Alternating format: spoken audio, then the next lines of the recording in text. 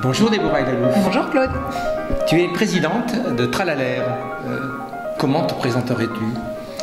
Comme une passionnée de l'éducation qui cherche à apporter sa petite pierre pour essayer de la faire évoluer avec le numérique, sans croire que l'outil est un miracle qui va résoudre toutes les questions de l'éducation, mais en croyant que le numérique peut faire partie des éléments qui contribuent à faire évoluer les pratiques éducatives.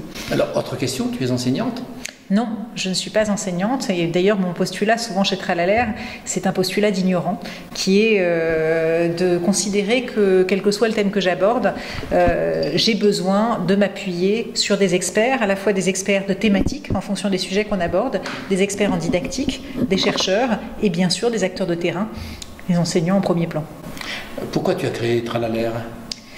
Les enfants ont soif d'apprendre, à nous de leur donner des clés pour mieux questionner le monde et pour avancer dans leur envie d'en découvrir plus. Et Tralalaire, c'était l'envie de mettre le numérique, les nouveaux médias au service de la découverte des enfants en s'adressant à la fois aux jeunes et toujours à l'adulte qui est derrière, qui peut être l'enseignant, l'éducateur et parfois le parent ou le grand-parent.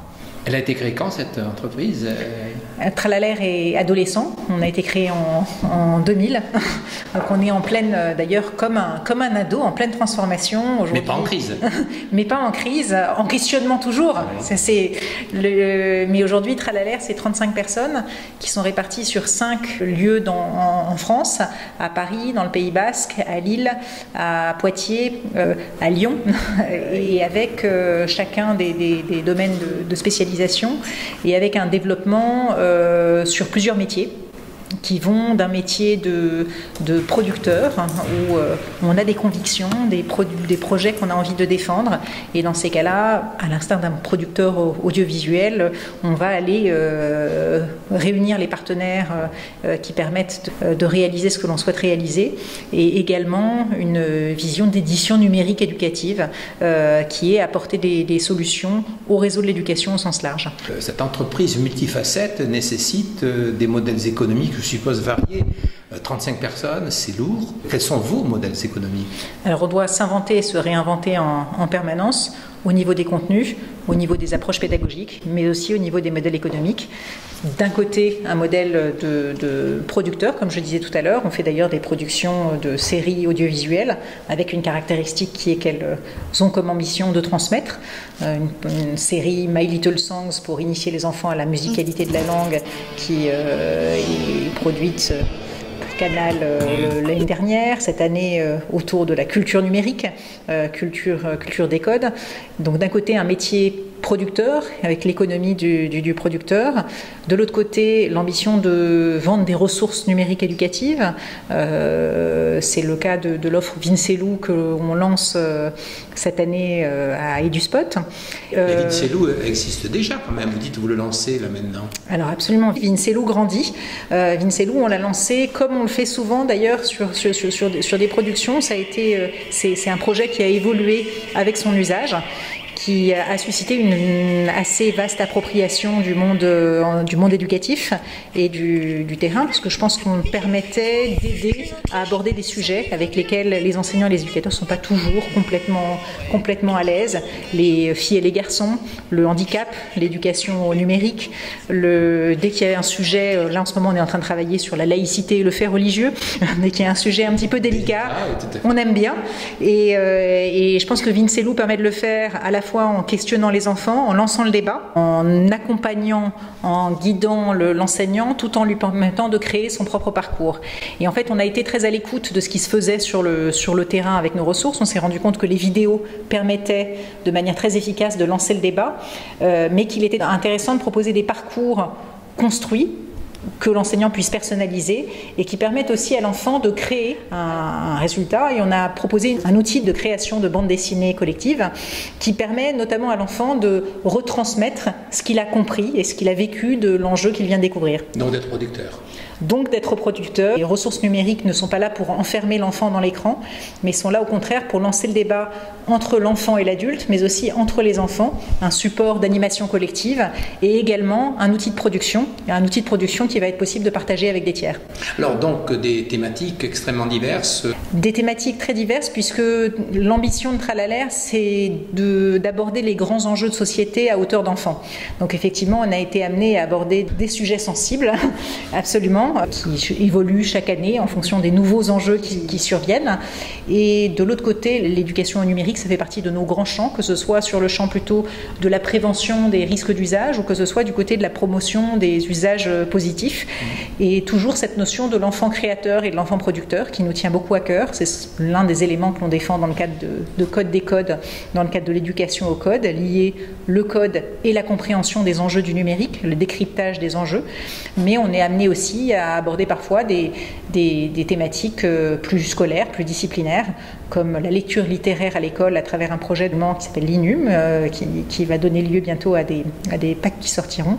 Mais même quand on aborde des sujets très disciplinaires, on essaye de le faire avec une approche où le numérique peut apporter une petite valeur ajoutée. Et des formats, je suppose, extrêmement divers.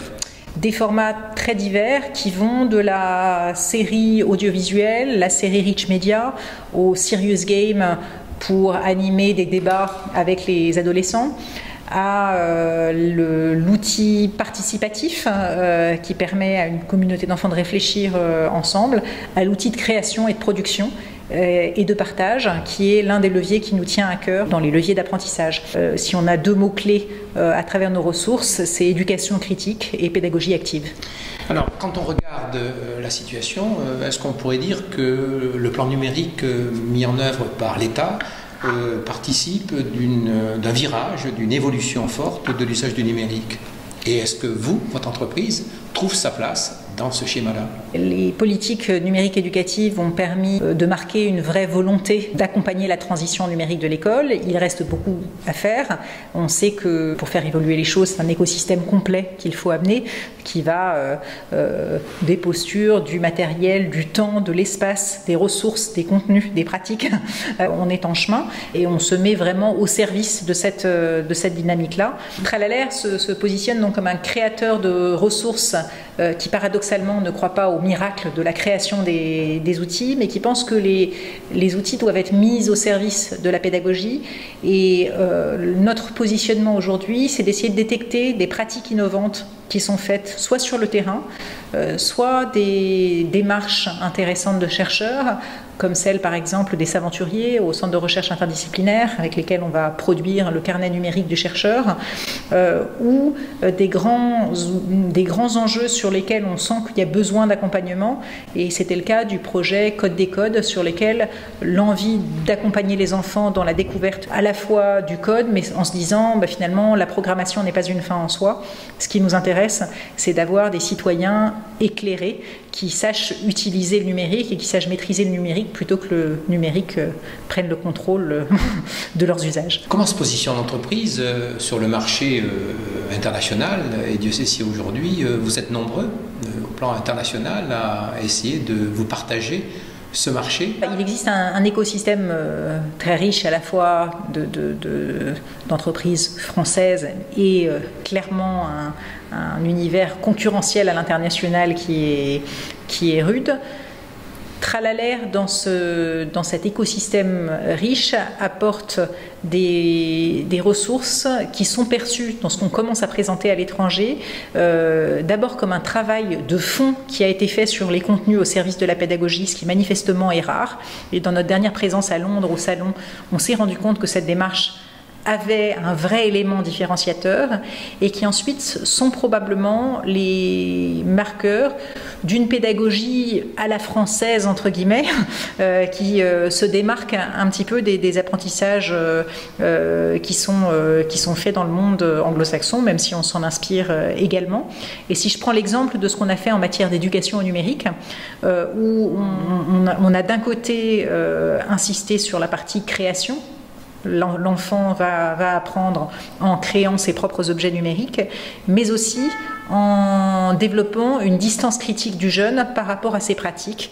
Et par exemple, dans un jeu comme Game Code, à la fois l'enfant crée son jeu vidéo, mais on en profite pour lui faire prendre de la distance par rapport à ses pratiques vidéoludiques et se dire tiens, créer un jeu, je vais travailler le game design, ça veut dire que je vais travailler les frustrations du joueur à bon niveau pour que ce soit motivant et que ça fonctionne en même temps.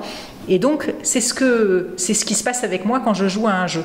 Et en fait, on s'est rendu compte que cette approche-là à l'international suscitait un grand intérêt. On commence à peine nos démarches à l'étranger, avec d'ailleurs une première expérimentation en cours aux États-Unis sur notre programme Code, ce qui est une gageure.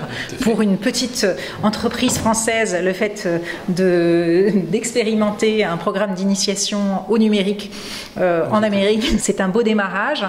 Et là-dessus, on aimerait expérimenter nos contenus et leurs usages, à la fois dans le monde de la francophonie et d'autres pays à l'international. Merci beaucoup, Déborah. Merci beaucoup, Claude.